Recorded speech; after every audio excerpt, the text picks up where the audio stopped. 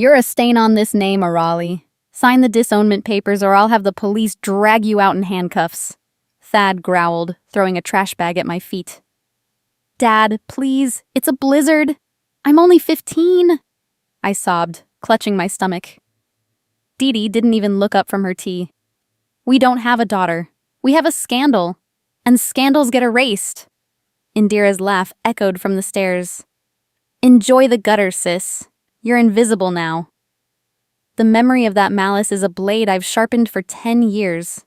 Standing in this boardroom today, watching security haul them away, the scent of the Chicago frost through the open window triggers a fracture in time.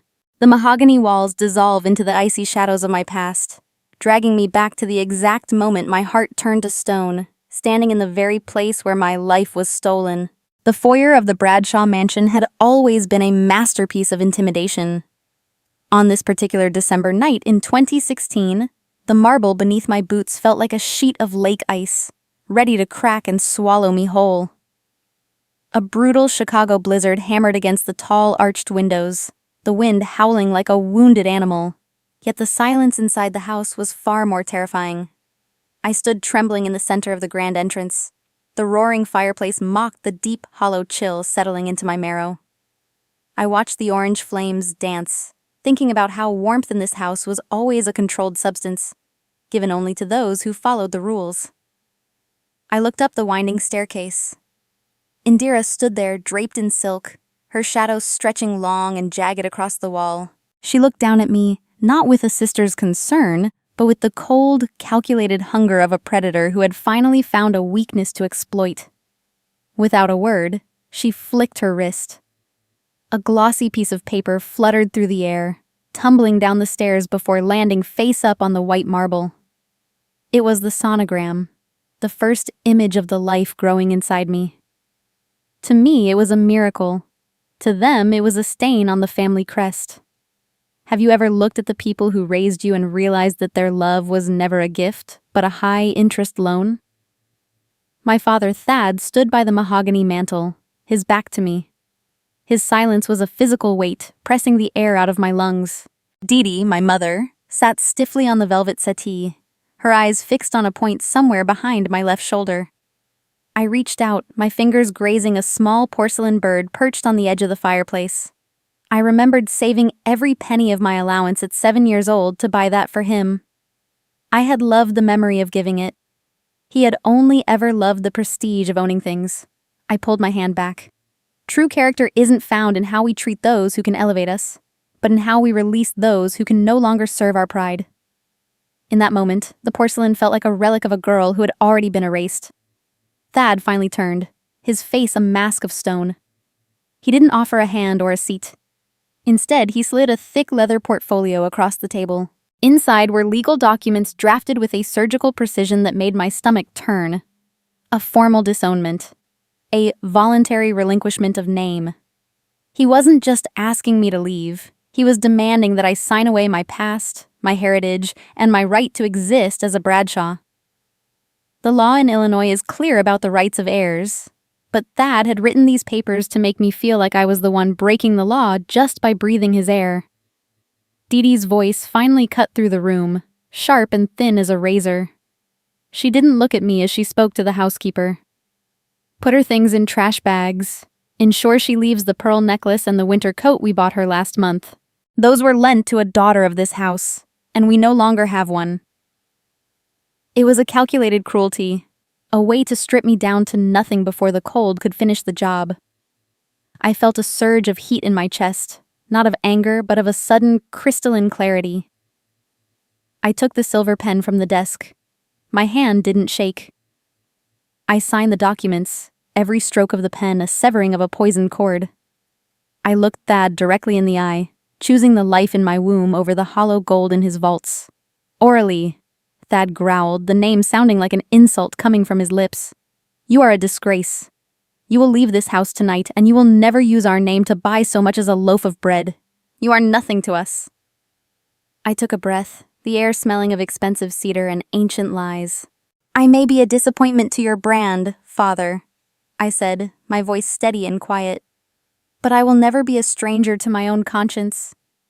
You kept the house, but I'm keeping my soul.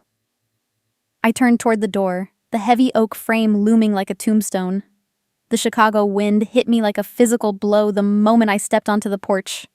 I had nothing but a backpack and the clothes on my back. I didn't even have a coat. The bite of the frost began to numb my skin within seconds. As I trudged down the driveway, I heard the faint chime of a cell phone from inside the foyer. Thad wasn't calling a cab for me. He was calling the local precinct. I caught fragments of his voice through the gale, reporting missing heirlooms and a runaway minor with unstable tendencies. He was criminalizing my exit, ensuring that no shelter or employer in the city would dare take me in without a background check flagging me as a thief. I ducked into a dark alleyway 3 blocks away, my heart hammering against my ribs like a trapped bird.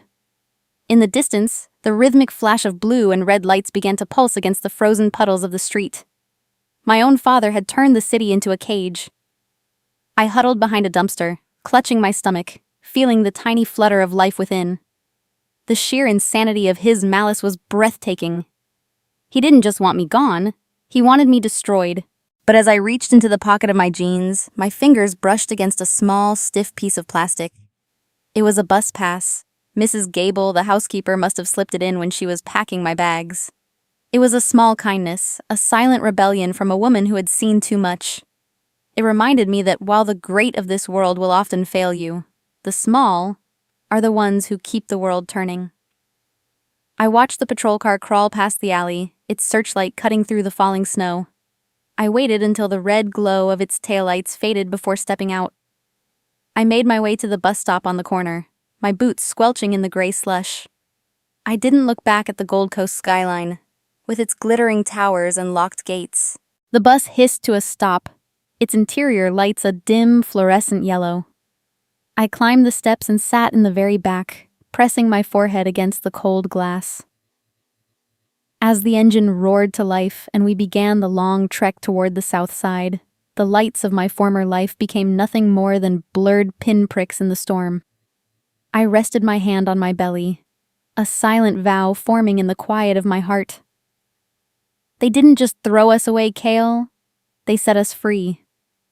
I didn't know then that the path I was starting would take 10 years to lead me back, but I knew that when I did return, I wouldn't be asking for a seat at their table. I would be coming to take the room. The roar of the Southside bus was the last thing I heard before the world narrowed down to the rhythmic thrum of industrial washing machines. 3 years had passed since that night on the Gold Coast, but the Chicago winter still felt like a personal vendetta. I stood in the neon flicker of a 24-hour laundromat, my 18-year-old body aching with a fatigue that sleep couldn't fix. My hands were red, the skin cracked and weeping from constant contact with harsh detergents and the biting wind that whipped through the ill-fitting door. Have you ever felt your youth slipping away through your fingers like gray dishwater? I looked down at my knuckles, stained by work and cold, and wondered if I would ever recognize the girl who once played piano in a silk dress. In the far corner, tucked away on a pile of donated coats, my 3-year-old son, Kale, was shivering.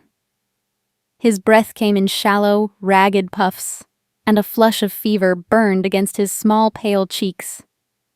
Every few minutes, he would whimpering for water, his voice a tiny thread in the vast, metallic cavern of the laundromat. I pulled my thin wallet from my pocket, knowing already what I would find. Empty. After paying the rent for our basement room, a place where the mold climbed the walls like ivy, I didn't have a single nickel left for medicine. Pride is a luxury for those whose children are full and warm. For a mother, dignity is just another currency you spend to buy your child's next breath. I leaned my head against the vibrating metal of a dryer, the warmth a cruel imitation of comfort. I remembered a quote I'd read once. Courage isn't the absence of fear, but the realization that something else is far more important than your own ego. Kale's life was that something else. My father's name, my mother's approval, my own sense of shame, they were all ghosts. The only thing that was real was the heat radiating off my son's forehead. I watched a homeless veteran sitting just outside the glass door, his eyes hollow and his coat held together by duct tape. I had one crust of bread left in my bag, intended for my breakfast. I stepped outside and handed it to him. He didn't say a word, but the way his hands shook as he took it reminded me that poverty can break your body, but only you can decide to break your spirit. Desperation eventually drove me to the one place I vowed never to return. The Hilton Chicago was glowing, a palace of light and excess, hosting a gala for the disadvantaged. The irony tasted like copper in my mouth. I stood near the valet stand, my wet shoes squeaking on the pavement, waiting for a glimpse of Dee. When she finally appeared, draped in a charcoal mink coat that cost more than a year of my life, she looked radiant. She was laughing with a group of women whose diamonds caught the streetlights like shards of ice. "Mother," I whispered, stepping forward. The laughter died instantly. The women recoiled as if I were a stray dog carrying a plague. Dee didn't move. She didn't reach out. She just looked at me with a profound, polished disappointment. "Orali," she said, her voice a chill that rivaled the wind. "You look weathered." I didn't have time for her aesthetics. I told her Kale was sick. I told her I needed help, just enough for a doctor and a prescription. I wasn't asking for an inheritance. I was asking for a drop of the charity she was currently being honored for inside that ballroom. Dee didn't reach for her checkbook. Instead, she reached into her clutch and pulled out a crisp, new $100 bill. She looked at her friends, then at me, and with a slow, deliberate motion, she let the bill fall. It fluttered through the air and landed flat in a muddy, oil-slicked puddle at my feet. "If you want to provide for that boy, Orali, show me you're willing to get your hands dirty for once," she said, a small, cruel smile playing on her lips. The socialites snickered. My face burned, but my heart remained a block of ice. I didn't scream. I didn't beg. I looked Dee directly in the eye, a terrifying calmness settling over me. I knelt slowly, the cold water of the puddle soaking into my jeans, and I retrieved the muddy bill from the filth. I stood back up and wiped the grime onto my hip. "This isn't my shame, Mother," I said, my voice barely a whisper but cutting through the city noise. "It's yours. And one day you'll realize that the dirt on this money is nothing compared to the rot in your heart." I turned away, gripping the bill. "Forgiveness doesn't mean I accept what you did. It means I refuse to let your cruelty turn me into a person I hate. I had to be better than her, if only so Kale would know what a real human looked like." I ducked toward the side entrance, trying to find a dry spot to wipe my jacket before heading to the pharmacy. The shadows of the alley were deep, but the voices carrying through a propped-open service door were unmistakable. "He's asking for more, Indira," a man's voice hissed. My blood froze. I knew that voice. It was Skylar, the boy who had whispered promises of love while he dismantled my life. "He's a liability," Indira's voice snapped back, sharp and impatient. "I paid you 10 years ago to seduce her and ruin her reputation so I could take the CEO chair. I didn't pay you to be a recurring expense. Don't push your luck." The world seemed to tilt on its axis. Every mistake I thought I had made at 15, the late nights, the sudden pregnancy, the way Thad accidentally found us. It wasn't a tragedy of errors. It was a blueprint. My own sister had hired my first love to destroy me, all for a mahogany desk and a title. A sudden flash of lightning illuminated the alley, reflecting in the dark, calculating depths of my eyes. The tears of the victim I had been for 10 years didn't just dry. They evaporated, replaced by a searing, singular purpose. I wasn't just a runaway anymore. I wasn't just a mother in debt. I was the person who finally knew where the bodies were buried. I walked back into the rain, the muddy $100 bill clenched so tightly in my fist that the paper nearly tore. The South Side was a long way from the Gold Coast, but the distance felt shorter than it ever had before. I looked up at the towering skyscrapers, their tops lost in the clouds, and felt a cold, jagged promise take root in my chest. Indira had spent a decade trying to bury me. She thought she was interring a corpse, but she forgot that some things are meant to grow in the dark. "You forgot I was a seed, Indira," I whispered into the Chicago wind. The storm was no longer an enemy. It was a cover. As I walked toward the pharmacy to buy the medicine that would save my son, I knew the pharmacy wasn't the only place I'd be visiting. The architecture of my life was about to change, and I would be the one holding the wrecking ball. The Chicago skyline shifted from a distant, glittering threat to a nightly landscape of glass and steel as I traded the Southside laundromat for the hushed corridors of downtown's most prestigious law firm. It was 2020, and while the city held its breath during a global upheaval, I was finding my own. I worked the graveyard shift as a janitor, my hands still smelling of pine cleaner, but my mind was miles ahead of the mop I pushed. One rainy Tuesday, near 3 a.m., I found a misplaced blue folder on the edge of a mahogany desk in the corner office. It belonged to Marlis, a woman whose name was whispered in boardroom hallways like a spell for victory. The folder contained a complex merger agreement, a dense forest of legalese that would have intimidated most. But I didn't see just words. I saw the same patterns of power and exclusion that had dismantled my life. I noticed a subtle loophole in a right of first refusal clause, a tiny crack that could cost a client millions. Instead of leaving it or selling it, I spent 3 hours organizing the chaotic data in the appendix. I left a small, handwritten note on top. Article 4, Section 2.1 conflicts with the state filing on page 54. The door is unlocked for the opposition. I signed nothing. I simply went back to my bucket and waited for the sun to rise. Marlis confronted me the next evening, her eyes like flint behind designer frames. She expected a bribe seeker or a spy.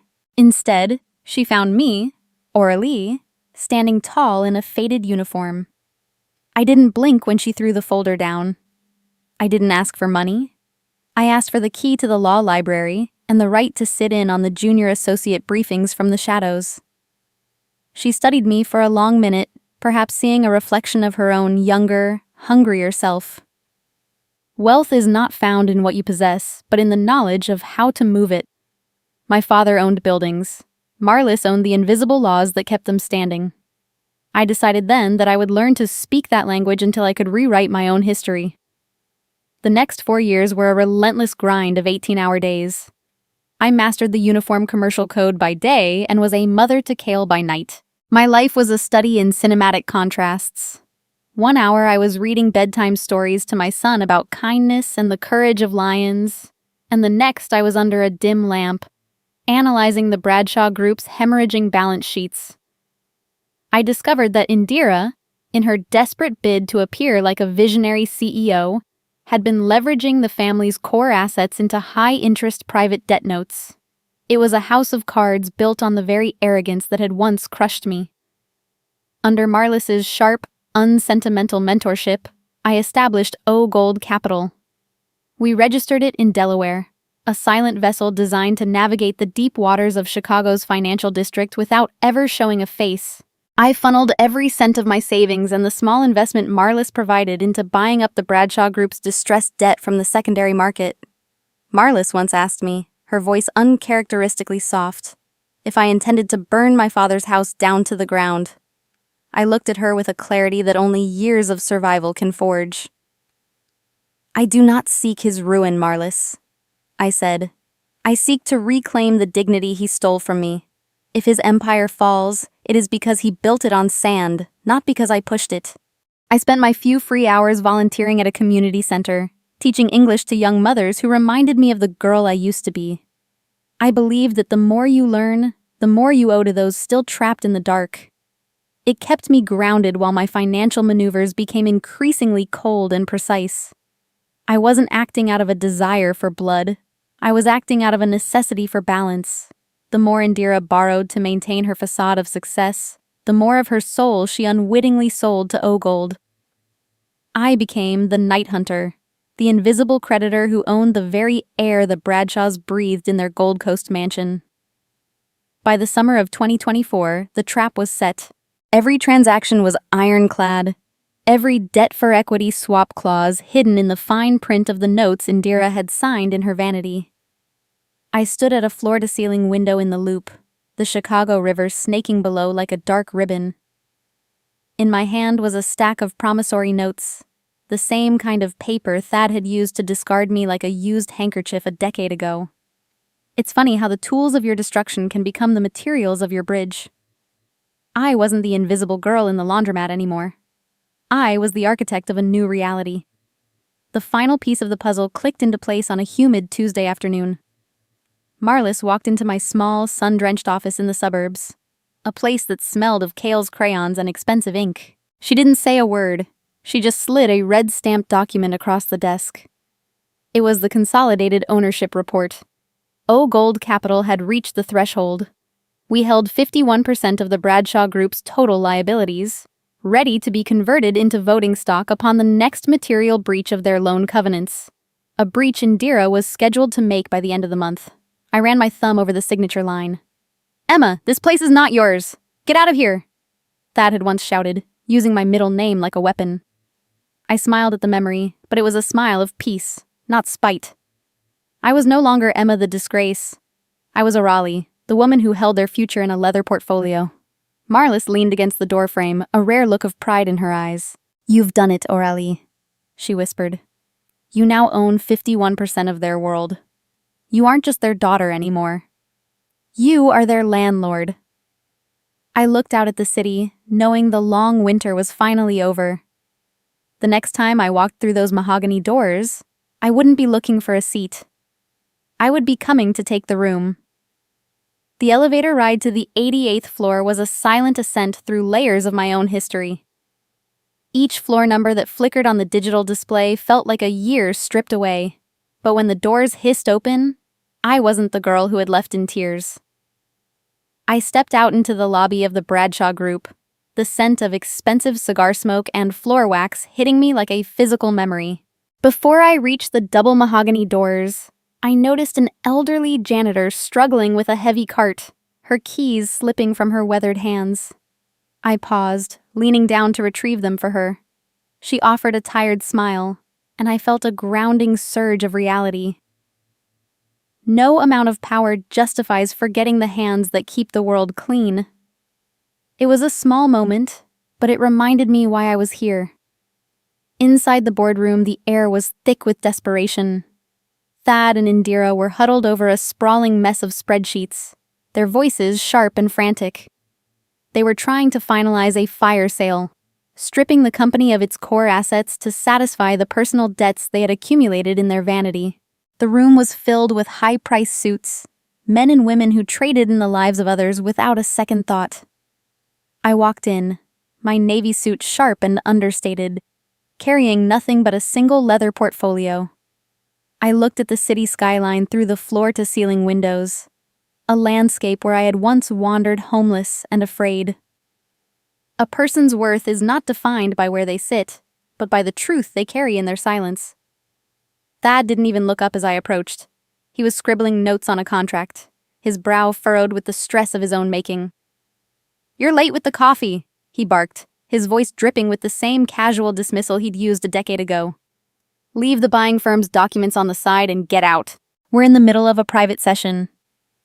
He assumed I was a junior assistant, a nameless cog in the machine he thought he still controlled.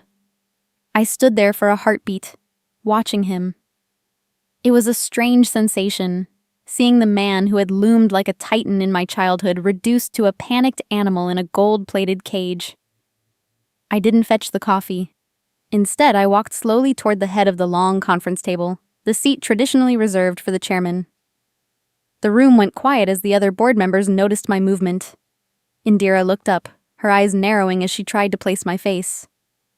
"Orally?" she whispered, the name catching in her throat like a bone. I pulled the heavy chair out, the screech of wood against the floor sounding like a herald's trumpet, and I sat down. The gasps were audible. Indira's face contorted with a mixture of shock and sheer vitriol. "How dare you!" she shrieked, slamming her palms onto the table. "Security! Remove this woman immediately. This is a private board meeting." I didn't move. I reached into my portfolio and placed a certified ownership ledger on the mahogany surface. The gold seal of the Delaware Secretary of State caught the light. "You aren't signing a sale today, Thad," I said. My voice was like ice, steady and resonant, filling every corner of the room.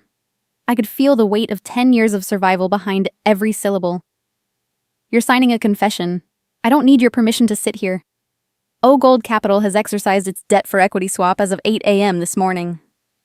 Thad's pen froze midair. He looked at the document, then at me, his mouth hanging open in a hollow, silent scream. I leaned forward, my hands folded neatly on the table. I own the chair, the table, and the very air you're breathing in this building, I continued. The silence that followed was heavy, a vacuum that sucked the ego right out of the room. Marlis stepped in then, followed by a team of stone-faced auditors. She moved with the lethal grace of a shark, serving Thad with a formal notice of material breach regarding the company's fiduciary duties. My 51% stake gave me the absolute right to veto the sale they were trying to push through. I watched my mother, Dee, who was staring at me from the far end of the table as if she were seeing a ghost. I looked at her, and for the first time I felt nothing but a profound, quiet pity. I didn't come here to see them bleed for the sake of it. I came here to stop the bleeding of a legacy they were willing to sell for a lifestyle they never truly earned. They were ready to throw hundreds of employees onto the street just to keep their mansion. The camera of my mind panned across the stunned faces of the board members, men who had once ignored my existence, now realizing that the invisible creditor they feared was the very daughter they had helped erase. This wasn't about revenge. It was about a long overdue audit of the soul. You think a piece of paper makes you a Bradshaw? Thad finally found his voice, though it was thin and cracked. He stood up, his face turning a dangerous shade of purple, his eyes bulging with a rage that had no target left but me. He leaned over the table, his shadow falling across my documents. You're still just a disgraced girl who couldn't even keep her legs shut. You're a runaway with a bastard son, and you think you can walk in here and take what I built? The board members flinched at his lack of control. I didn't flinch. I just looked at him, realizing that his only weapon left was a memory of a girl who no longer existed. Thad's roar still echoed in the expansive boardroom, a desperate, guttural sound that seemed to bounce off the floor-to-ceiling glass and fall flat against the reality of the ledger I held. I stood motionless, watching him unravel. It was a strange thing to witness. The man who had loomed over my childhood like an ancient, immovable mountain was now just a person in an expensive suit, vibrating with a helpless, impotent rage. I didn't flinch. I didn't need to. I simply looked at him, seeing through the mask of the patriarch to the terrified ego underneath. He was reaching for a ghost, trying to hurt a girl who had died 10 years ago in a Chicago blizzard. The air in the room shifted, turning sharp and surgical. Dee, my mother, who had remained a statue of polished porcelain throughout the takeover, finally moved. She leaned toward the console on the table and tapped a sequence. The massive 4K screens, which had been displaying our acquisition data, suddenly flickered and died.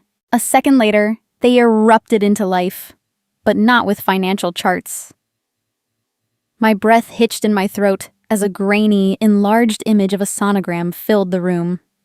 Kale's first image, the tiny curl of life that had been my only light in the Southside darkness. Beside it, a police report from 2016 was plastered in high definition, labeling Aurelia Bradshaw as a runaway suspect and a petty thief. Dee stood up, her charcoal mink draped over her shoulders like armor. She didn't look at me. She looked at the board members, her voice dripping with a practiced, tragic grace. Do you see who you are inviting to lead this legacy? She asked, gesturing toward the screens. A girl who spent her formative years in the gutters of this city. A woman who brought a child into this world with no name and no father. This isn't ownership, it's a scandal. If she takes that chair, our stock will be worthless by the time the market opens tomorrow. The harsh light of the projector washed over my face, using my son's existence as a badge of shame. A weapon designed to humiliate me back into submission.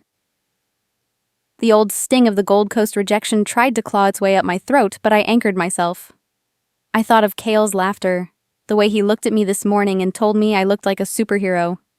They think my son is a mistake. They don't realize he is the only thing they ever produced that was actually worth something. I don't hate you for your silence 10 years ago, I said, my voice cutting through Dee's performance. I looked at the shareholders, some of whom were staring at their shoes. I pity you for thinking that a family reputation is more valuable than a human soul. You're looking at a sonogram. I I'm looking at the reason I survived you." Thad didn't care about the shareholders' pity. He saw a gap in my armor and lunged. He leaned over the table, his shadow blotting out the image of Kale. "You might have the shares, O'Raleigh," he hissed, his voice a low, dangerous snarl. "But you have a documented history of instability. Runaway reports, criminal allegations, poverty. My lawyers are filing for an emergency custody hearing in Cook County within the hour. I'll take that boy and put him in a boarding school so far away you'll forget the color of his eyes before his next birthday."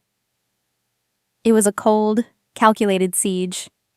He knew Kale was my heart, and he was ready to rip it out to keep his building. I slowly closed my leather portfolio.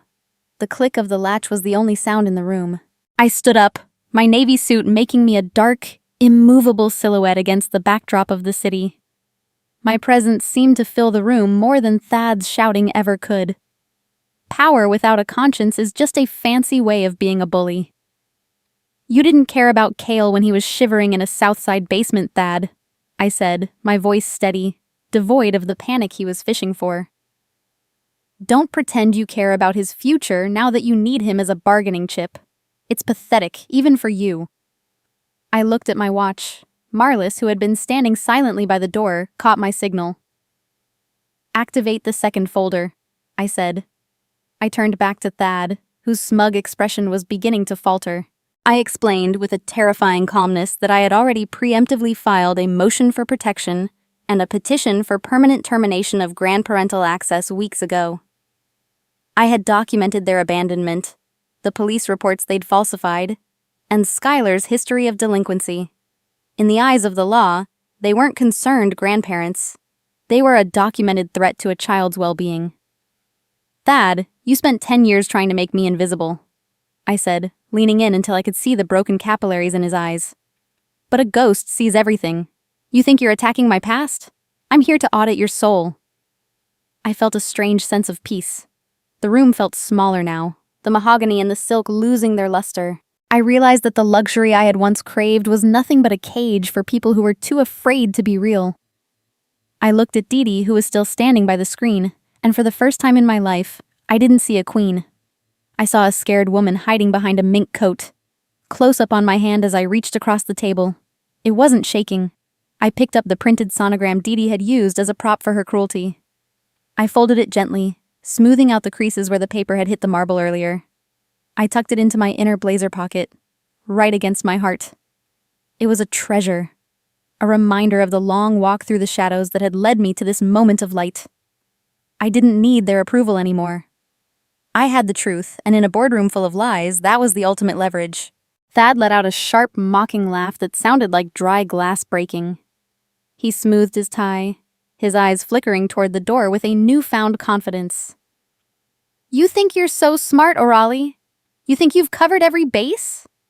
He leaned back, the smugness returning to his face like a sickness.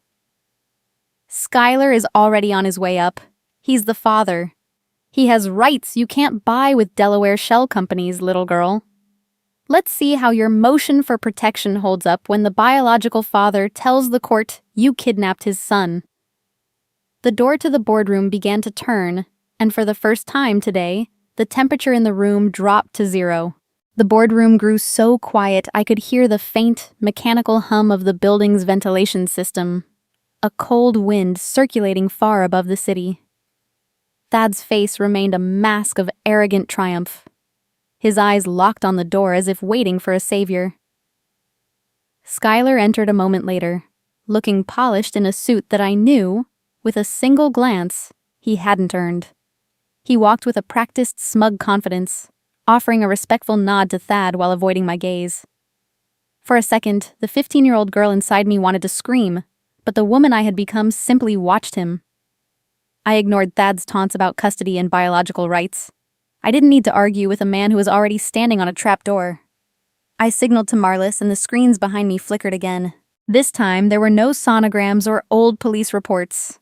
Instead, a series of complex spreadsheets appeared, detailing the shadow audit we had conducted over the last 6 months. Specifically, the data focused on the Bradshaw Employee Pension Fund. I watched Indira's face drain of color as the numbers scrolled past. She hadn't just been a poor manager. She had been a thief. Over the last 3 years, she had systematically embezzled $15 million from the retirement funds of the very people who built this company. She used the money to bury her gambling debts and maintain a lifestyle that was as hollow as her heart. The room erupted into a low, frantic whispering among the board members. I stood up, my palms flat on the mahogany table, and addressed the room with a voice that didn't tremble. "You called me a disgrace for a life I brought into this world?" I asked, looking directly at Dee. "You used my son as a weapon to question my character. But what do you call stealing the golden years of 300 families? What do you call taking the security of people who spent 30 years in the heat of your factories just so you could buy another mink coat?" The righteous anger in my chest felt like a living thing, steady and hot. Reputation isn't built by what you inherit from your father. It's built by what you leave behind for those who helped you rise. I felt a wave of profound pity. They had betrayed everyone who ever believed in the Bradshaw name, including themselves. Indira began to gasp, clutching her throat as she watched Thad search for an excuse but find none. Thad, always the survivor, realized the ship was sinking. In an action both predictable and disgusting, he turned to his daughter. "I knew nothing about this," he yelled, pointing a trembling finger at Indira. "She managed the fund. She lied to the board. I will prosecute her myself." The internal war was ugly, a public unraveling of two icons who were now nothing more than frightened children blaming each other for the broken vase. I didn't laugh. I didn't cheer. I simply watched the dynasty collapse under the weight of its own rot. I turned back to the board and Marlies. "I have already liquidated my personal O-Gold assets to replenish every cent of the employee pension fund," I announced. "The families will have their security back by Monday morning, regardless of what happens to this company's leadership." The shareholders looked at me with a new kind of silence. Not of judgment, but of awe. Then I turned my attention to Skylar. He was backing toward the door, realizing that the power he had come to claim was evaporating. "You aren't leaving just yet, Skylar," I said. I pressed a final key on my laptop. A hidden camera video from 10 years ago filled the monitors. It was grainy, filmed in a public park, but the faces were unmistakable. It showed Indira handing a thick, unmarked envelope of cash to a younger Skylar. The audio was clear. "Make sure she's ruined. I want her gone before the inheritance meeting." The room went deathly still. The perfect sister had orchestrated the destruction of her own 15-year-old sibling for a mahogany desk. Indira collapsed into her chair, her mask finally shattered. I walked around the table until I was standing right in front of her. "I didn't come here to steal your throne, Indira," I said, my voice barely a whisper but echoing in the silence. "I came here to show everyone that the seat was already empty long before I arrived. You destroyed a family for a title that you weren't even smart enough to keep." She couldn't even look at me. The shame was a physical presence in the room, thicker than the cigar smoke. Skylar tried to speak, but a look from Marlis's legal team silenced him instantly. He was no longer a father with rights. He was a co-conspirator in a decade-long fraud. I felt the last of the shadows leave my heart. For 10 years, I had carried the weight of being the mistake, the girl who had let her family down. But as I stood in the center of that boardroom, I realized that I was the only person in the room who still possessed a shred of dignity. My 10 years in the gutter had given me a wealth of soul that they would never understand. I wasn't just surviving anymore. I was presiding. The 15-year-old girl who quivered in the snow was gone, replaced by a woman who had built a skyscraper out of the stones they had thrown at her. Thad was slumped in his chair, his face a pale, ghostly gray. He looked at me, and for the first time I saw fear in his eyes. Not the fear of a businessman losing money, but the fear of a man realizing he was completely alone. He had spent his life building walls, and now he was trapped inside them. "You can't do this," he whispered, a hollow echo of the man who had once ruled my world. "I am the chairman. I am the Bradshaw name." I didn't answer him with words. I didn't need to. The truth was already written in the ledgers and the videos playing on the wall behind him. I slid a final red-stamped folder across the table toward him. It landed with a heavy thud, the sound of a final gavel. "There's one more thing you forgot about the documents I signed 10 years ago, Father," I said, my voice as calm as a frozen lake. "You were so eager to strip me of my rights that you didn't pay attention to the fine print of Article 12. Read it. Read what happens when the Bradshaw name is brought into gross public disrepute by a sitting officer." He reached for the folder with trembling hands, his eyes darting across the page as the final realization began to dawn on him. The chairman's gavel hit the oak with a sound like a rifle shot, echoing through the 88th floor. It was a final, heavy note that signaled the end of an era. The board had spoken. A 92% majority favored the immediate removal of Thad and Indira Bradshaw from all executive positions.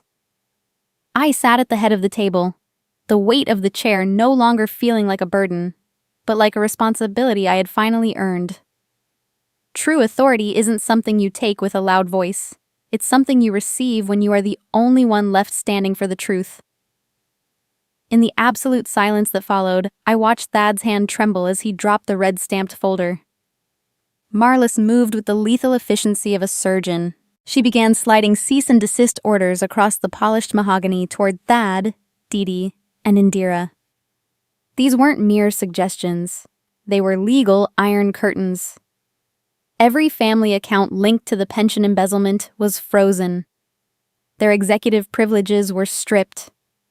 Their company-issued credit cards were already deactivated. The law in Illinois is unforgiving when it comes to fiduciary breaches, and Marlis had made sure there was no way out. I looked at the gavel and felt a strange sense of calm. Closure doesn't always come from an apology we deserve.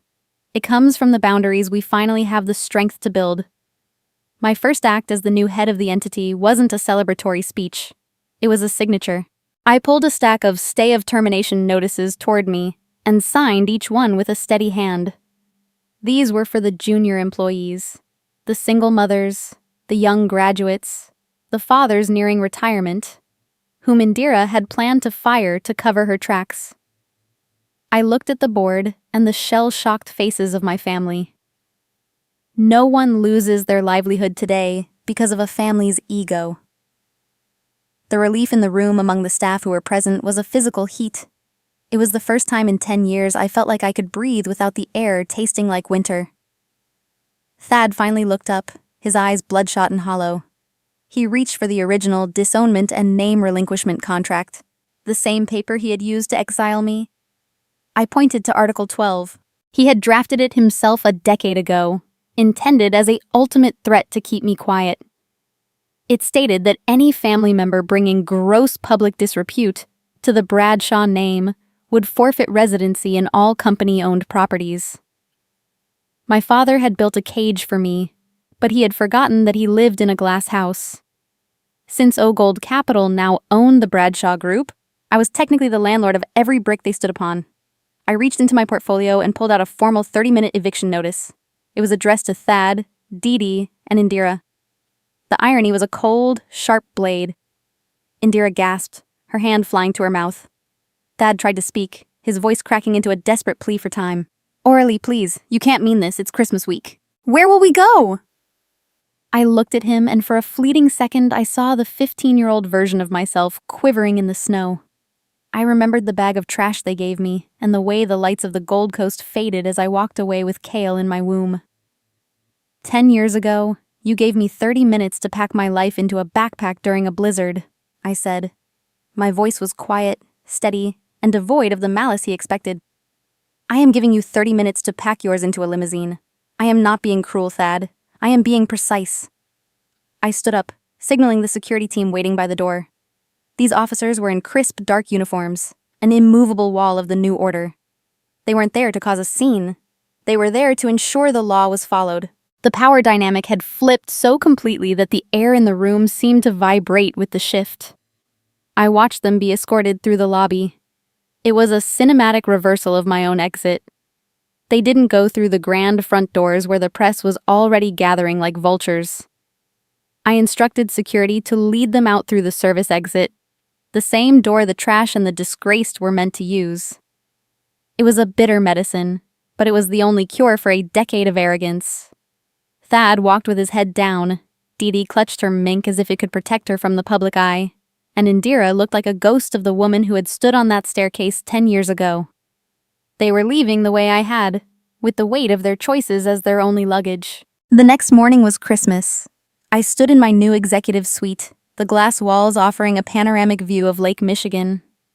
The water was a deep, restless blue, mirroring the change in my own soul. I had spent the morning gathering the remaining staff to announce the end of the Bradshaw group. The name was poisoned, a relic of a time when people were commodities. I officially rebranded the entity as O'Reilly and Kale Holdings. We weren't going to be just another investment firm. Our focus was shifting to sustainable community housing and art education for at-risk youth. We were going to build the shelters that Thad had tried to deny me. I heard the door open and felt a small hand slip into mine. Kale was 9 now, his eyes bright with the intelligence I had fought so hard to protect. He looked around the vast, quiet office and then out at the city. "Is this ours now, Mom?" he asked. I pulled him close, the scent of the fresh Chicago snow clinging to his hair. I looked at the name on the door, Orly. It was a name that meant light, and for the first time, it didn't feel like a lie. "We were home the moment we decided to never look back, Kale," I whispered. "This is just the place where we'll help others find their way too." I looked out at the falling snow, no longer a victim of its cold, but a protector against it. The buildings below were full of people with their own storms, their own betrayals. I didn't win because I took Thad's money or his building. I won because I no longer needed his permission to exist. The architecture of my life was finally stable, built on a foundation of truth and the quiet strength of a mother who refused to be erased. I sat down at my desk, not to rule but to serve. The long winter was finally over, and the sunrise over the lake was the most beautiful thing I had ever seen. I know many of you watching have faced moments where your own blood turned into a storm. You felt the sting of being called a disgrace by the very people who should have loved you most. I want you to know that your value isn't something they get to decide. It's something you carry within you, even in the darkest alleyways of the South Side. How did you find your way back to the shore when the people you trusted most pushed you into the waves? Please, tell me your story in the comments. I read every single one, and I want you to know that you are not invisible.